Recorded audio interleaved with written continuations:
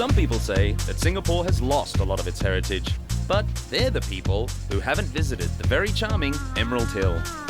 But it's good to see that the country actually decided to preserve some of its original historic sites, like the whole street of Emerald Hill, which is a wonderful little place, and we are really right in the middle of the centre of Singapore. It has a really strong Chinese influence from the architecture, and I mean even with what you've done with number 5 here with the Chinese lanterns. Yeah. Where does that come from? Well, the origin of the shop houses, well, that's exactly what they were. They were shop houses, so people would have a little business inside of them, and then they'd actually run that business, but the whole family would stay inside that house as well.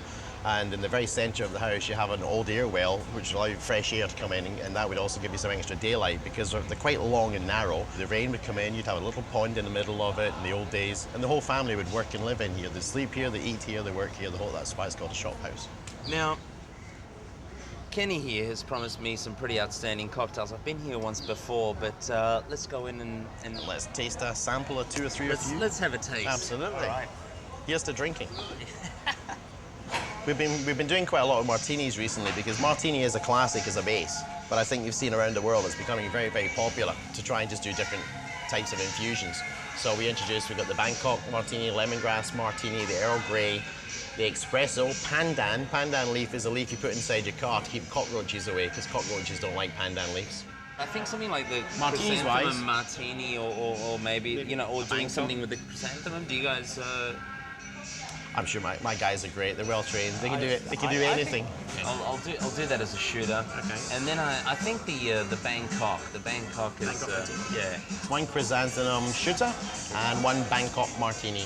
This is a Bangkok martini. It's got a little bit of coconut juice, a little bit of coconut syrup, some lime juice, some infusion of lemongrass vodka, and chili vodka as well. So what they're doing here is they're actually balancing out the spice with the sweetness of the coconut, and that little bit of lemongrass to just give it that herbaceousness. So it sounds pretty damn good, and I'm about to give it a try.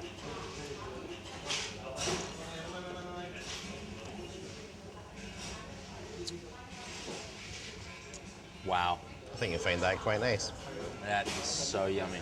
You're balancing nicely, but not covering each other. It may look very milky, it may look quite heavy, but not at all. It's actually, this is what it's all about. This is mixing with the best. How are you guys infusing this?